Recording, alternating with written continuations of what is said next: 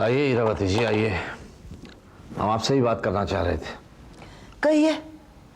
कुछ दिन की शांति थी इस घर में और अब उसकी मनहूसियत का असर देख रही हूं मैं। हम तुम्हें कभी समझ नहीं पाएंगे हीरावती। जैसे ही वो इस घर में आई, ये घर एक बहुत बड़ी मुसीबत में डूबने से बच गया।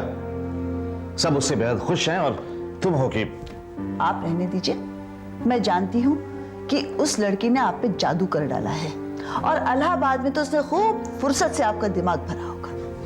इलाहाबाद वो हमारी मदद करने के लिए गई थी बीवी। छोड़िए, मैं इस बात में आपसे बहस नहीं करना चाहती। बहस तो खैर हम भी नहीं करना चाहते। एक्चुअली मैं आपसे कुछ और बात करना चाहता था।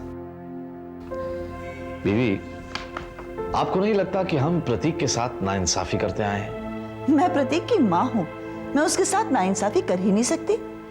लेकिन एक बात मुझे समझ में नहीं आ रही कि आपको अचानक प्रतीक के लिए इतने सोचने की जरूरत क्या पड़ी?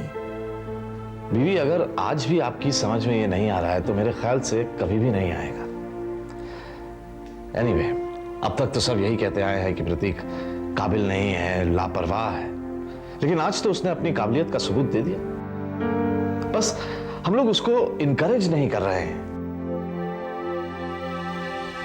तो आप कहना क्या चाहते हैं? हम प्रतीक से कहने जा रहे हैं कि वो कल से ऑफिस जाए, बिजनेस में हाथ बटाए। प्रतीक को निग्लेक्ट करके हमने भाइयों में दूरी पैदा कर दी है और अब वक्त आ गया है कि हम अपनी गलती को सुधारें। मुझे नहीं लगता कि राकेश को यह बात अच्छी लगेगी। राकेश को खुद भी अपनी गलती का एहसास होना चाहिए।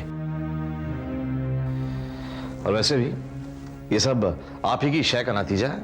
देखिए, मेरे लिए राकेश और प्रतीक के बीच में कोई फर्क ही नहीं है। जो था भी ना बीवी, वो फर्क अब रहेगा नहीं।